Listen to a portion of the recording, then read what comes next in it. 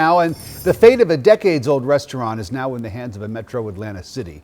Aunt Fanny's cabin near downtown Smyrna was a Southern staple, often visited by celebrities, but it also profited using racial stereotypes. You see the illustrations there. City council members will soon decide whether to preserve, rebuild, or demolish the now vacant building. A city-appointed task force meeting today to come up with their recommendation.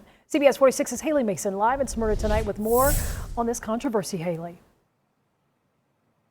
Sean, and we just have new developments late this afternoon. This task force in Smyrna has decided that they don't believe this old Aunt Fanny's cabin restaurant is worth preserving. They plan to recommend that the city council move to demolish this building and find a way to honor the woman it was named after.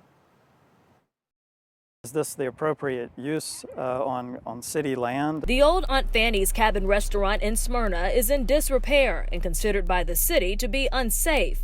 In April, Smyrna's chief building officer drafted this memo stating the building needs to be either demolished or restored. The options before us are... This task force was formed and announced today it will recommend demolition to the city council.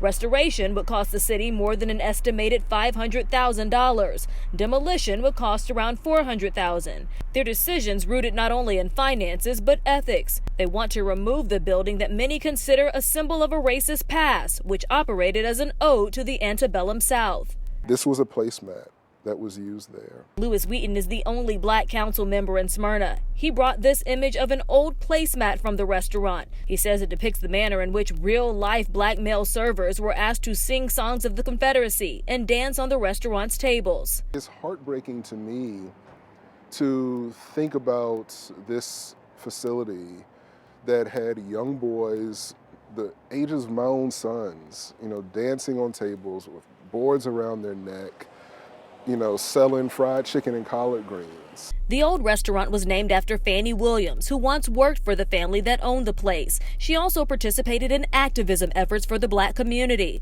The board, though, mostly agreeing the restaurant did not honor her, but upheld racially offensive stereotypes. For it to be this memorial to the way things were at that era, and then certainly the theme of the restaurant, I think by and large was offensive to most folks today. Council member Travis Lindley, the only Smyrna native, tells us he remembers the restaurant in the 80s.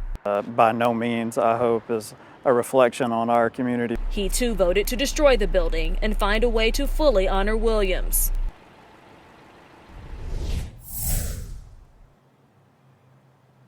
Now, this task force here was comprised of 2 council members, some community members, and a historian. They will be presenting their recommendation to the Smyrna City Council later this week, and council will decide on a final vote early next year. Reporting live in the city of Smyrna, Haley Mason, CBS 46 News. Haley, thank you. And new tonight.